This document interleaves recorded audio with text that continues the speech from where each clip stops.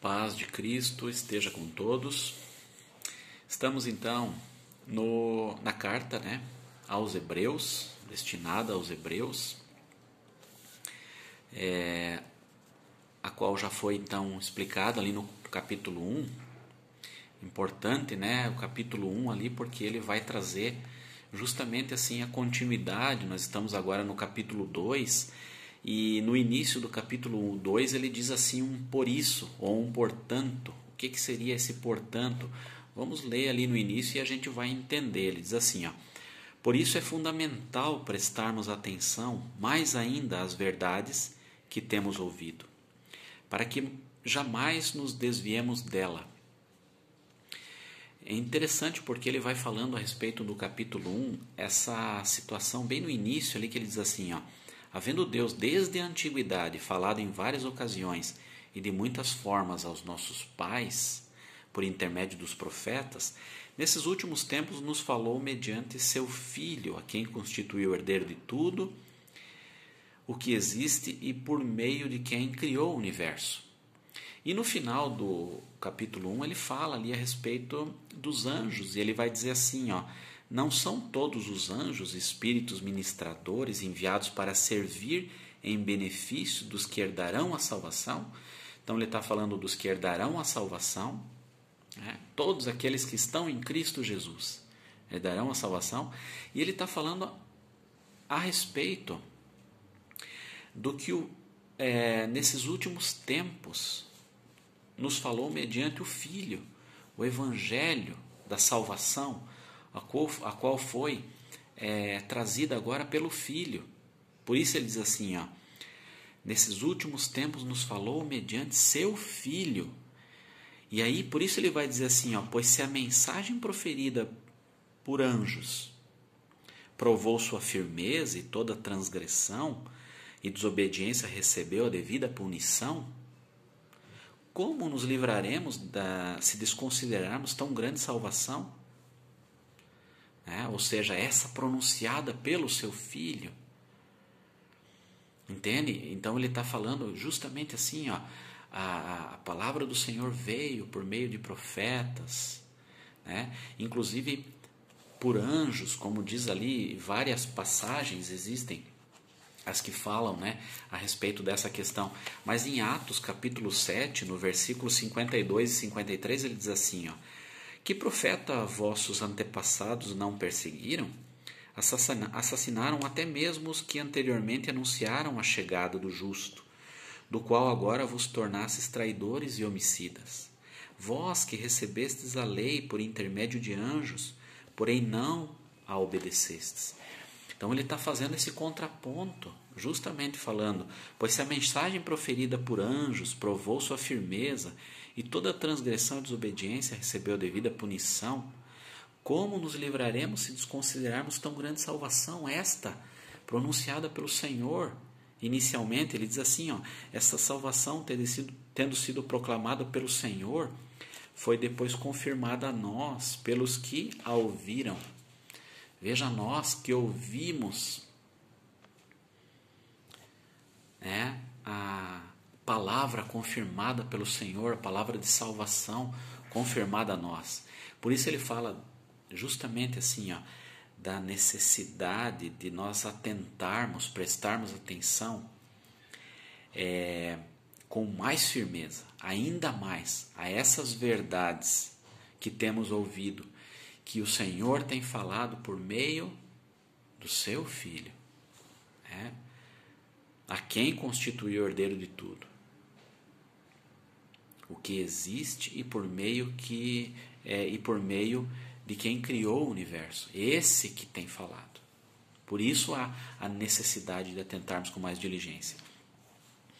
E juntamente com eles, por intermédio de sinais, esses que a ouviram, ouviram a palavra do Senhor, e juntamente com eles, por intermédio de sinais, Deus testemunhou feitos portentosos, diversos milagres e dons do Espírito Santo, dons do Espírito Santo, distribuídos conforme a sua vontade. Então, inicialmente ali com o Senhor, Jesus, e a partir ali de Pentecostes, os dons distribuídos conforme sua vontade, e milagres realizados por aqueles que estão em Cristo Jesus.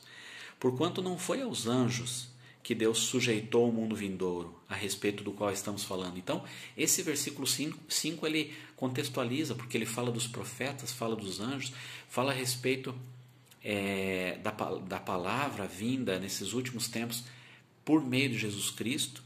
E ele fala assim, porquanto não foi aos anjos que Deus sujeitou o mundo vindouro, a respeito do qual estamos falando, mas sim a quem?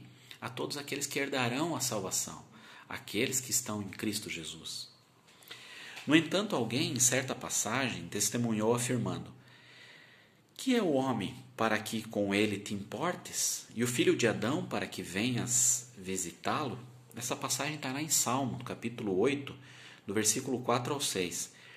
Tu o fizeste um pouco menor do que os anjos, e o coroaste de glória e de honra. Tudo sujeitaste debaixo dos seus pés. E ao sujeitar-lhe todo o universo, nada deixou que não lhe fosse sujeito. Contudo, hoje ainda não vemos que todas as coisas estão submissas a ele. Essa passagem do 6 ao 8 é importante que a gente veja lá em Salmo, no capítulo 8, que ele está falando aqui, ele diz assim, em Hebreus 2, do 6 ali, ele está falando o quê? Cristo é feito à semelhança humana, enquanto estava na terra. Por quê? Porque depois ele vai contextualizar a respeito disso. Então, por isso esse salmo diz assim, o Salmo capítulo 8, no versículo 4. Quem é o homem para que com ele te importes, e o filho de Adão para que venhas visitá-lo? Tu o fizeste um pouco menor do que os anjos, e o coroaste de glória e de honra. Tu o fizeste dominar sobre as obras das tuas mãos. Está vendo? Está falando do homem. Tu o fizeste dominar sobre as obras das tuas mãos. Tudo sujeitaste debaixo dos seus pés. Todos os rebanhos e manadas e os animais selvagens também. As aves do céu, os peixes do oceano e tudo que percorre as correntes marítimas. Está falando a respeito da soberania do Senhor e da bondade do Senhor sobre o homem. Senhor, nosso soberano Deus, como é majestoso o teu nome por toda a terra. E aí ele diz aqui, contudo, hoje ainda não vemos que todas as coisas estão submissas a ele. Né? Ou seja, a própria queda do homem no pecado ali, né? Veja que aconteceu o descontrole na natureza, de uma maneira geral. Então ele diz assim, vemos que todas as coisas... hoje ainda não vemos que todas as coisas estejam submissas a ele. E agora ele vai fazer um contraponto no 9, justamente falando de Jesus. Quando ele esteve na terra, diz assim, observamos, no entanto, aquele que por um momento, ou seja, o momento que ele estava na terra, foi feito menor do que os anjos. Jesus, coroado de honra e de glória, por ter sofrido a morte, para que, pela graça de Deus, em benefício de todos, experimentasse a morte. Em benefício de todos, experimentasse a morte. Ao conduzir muitos filhos à glorificação, ou seja, as promessas da vida eterna, convinha que Deus, por causa de quem e por intermédio de quem tudo veio existir, ou seja, por meio de seu Filho, tornasse perfeito, por meio do sofrimento, o autor da salvação deles. Era necessário que o Filho de Deus viesse à terra, e fosse o autor e a salvação dos seus. Assim, tanto o que santifica quanto os que são santificados advém de um só. Aquele que santifica, Cristo. Aqueles que são santificados, todos vêm de um só. E por essa razão Jesus não se envergonha de chamá-los irmãos. Por quê? Porque era necessário que ele padecesse, ele passasse por todas as situações e tentações. E diz assim, ele não se envergonha de nos chamar de irmãos. Ele declara, vou anunciar teu nome aos meus irmãos, cantar-te-ei louvores no meio da congregação. Esse aqui é um salmo, Salmo 22, versículo 22. ele é o salmo justamente que está falando a respeito da cruz.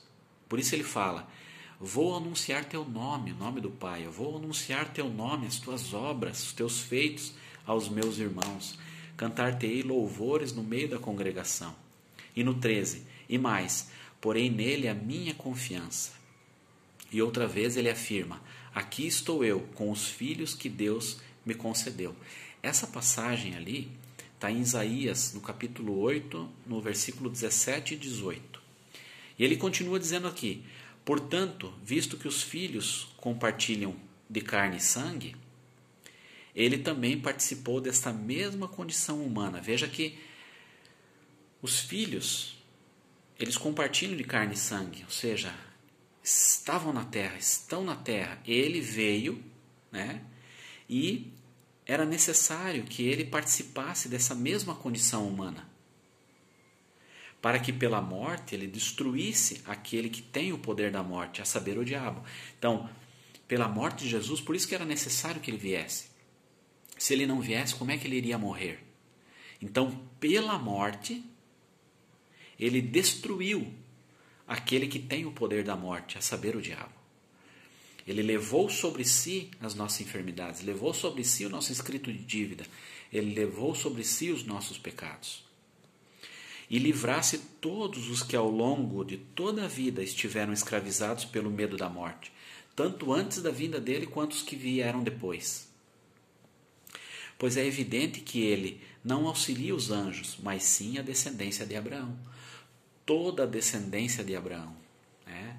Todos os que estão em Cristo Jesus. Por isso ele reforça de novo: é evidente que ele não auxilia os anjos, mas sim a descendência de Abraão.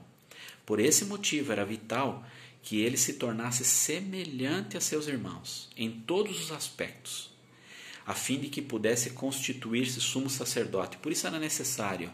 Ele passou todas as situações, se tornasse semelhante a seus irmãos.